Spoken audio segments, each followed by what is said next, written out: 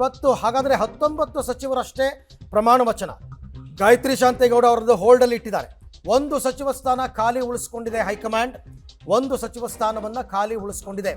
ಗಾಯತ್ರಿ ಶಾಂತೇಗೌಡಗೆ ಪ್ರಮಾಣ ವಚನ ಸ್ವೀಕಾರ ಮಾಡದಂತೆ ಸಿದ್ದರಾಮಯ್ಯನವರು ಸೂಚನೆಯನ್ನು ಕೊಟ್ಟಿದ್ದಾರೆ.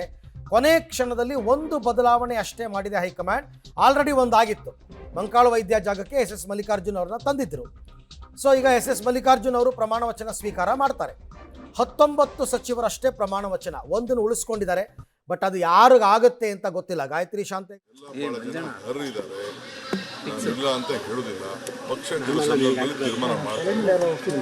ನನ್ನನ್ನು ಕೂಡ 2004ರಲ್ಲಿ ಮಂತ್ರಿಗಿರಿ ನನ್ನೇ ತಗೊಳ್ಳಿಲ್ಲ. ಸಿದ್ದರಾಮಯ್ಯ ಸರ್ಕಾರದಲ್ಲೂ ನನ್ನ ಸ್ಟಾರ್ಟಿಂಗ್ ಅಲ್ಲಿ ತೆಗೆದುಕೊಂಡಿರಲಿಲ್ಲ. ನಾವು ತಾಳ್ಮೆಯಿಂದ ಇದ್ದದಕ್ಕೆ ಈ ಸ್ಥಾನದಲ್ಲಿ ನಾನು ಕೂತಿದ್ದೀನಿ. ಎಲ್ಲರಿಗೂ ರಿಕ್ವೆಸ್ಟ್ ಮಾಡ್ತೀನಿ, ತಾಳ್ಮೆಯಿಂದ ಇರಬೇಕು. ಎಲ್ಲರಿಗೂ ಒಂದಲ್ಲ ಒಂದು ಅವಕಾಶಗಳು ನಾವು ಕ್ರಿಯೇಟ್ ಮಾಡ್ತೀವಿ. ದಯವಿಟ್ಟು ತಾಳ್ಮೆಯಿಂದ ಎಲ್ಲರಿಗೂ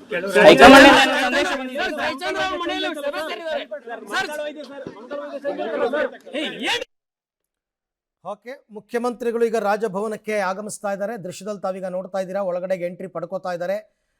ಈಗ ಯಾರ್ಯಾರು ಮಂತ್ರಿ ಆಗ್ತಾ ಇದ್ದಾರೋ ಎಲ್ಲರೂ ಬಂದು ಧನ್ಯವಾದವನ್ನು ಅರ್ಪಿಸ್ತಾರೆ.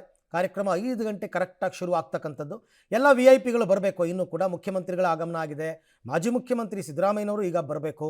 ಯಾರ್ಯಾರಿಗೆ ಆಹ್ವಾನ ಇದೆ ಎಲ್ಲರೂ ಕೂಡ ಬಂದು ಎಲ್ಲರೂ ಆಸೀನರಾದ ನಂತರ ಕೊನೆಯದಾಗಿ ರಾಜ್ಯಪಾಲರ ಆಗಮನ ಆಗುತ್ತೆ. ರಾಜ್ಯಪಾಲರ ಆಗಮನ ಆಗಿ ರಾಜ್ಯಪಾಲರ ಹತ್ರ ಪರ್ಮಿಷನ್ ತಗೊಂಡು ರಾಷ್ಟ್ರಗೀತೆಯೊಂದಿಗೆ ಕಾರ್ಯಕ್ರಮ ಆರಂಭ ಆಗುತ್ತೆ. ಲಿಸ್ಟ್ ಇವ್ರು ಯಾವ ಆರ್ಡರ್ನಲ್ಲಿ ಕಳಿಸಿರ್ತಾರೆ ಅದೇ ಆರ್ಡರ್ನಲ್ಲೇ ಒಬ್ಬೊಬ್ಬರ ಹೆಸರನ್ನ ಕೂಡ ಕರೀತಾರೆ. ಅವರು ಬಂದು ಪ್ರತಿಜ್ಞಾವಿಧಿಯನ್ನು ಸ್ವೀಕಾರ ಮಾಡ್ತಾರೆ. ಅದಾದ ನಂತರ ಲೆಡ್ಜರ್ನಲ್ಲಿ ಸೈನ್ ಮಾಡಿ ಅವರು ಮಂತ್ರಿ ಆಗ್ತಾರೆ.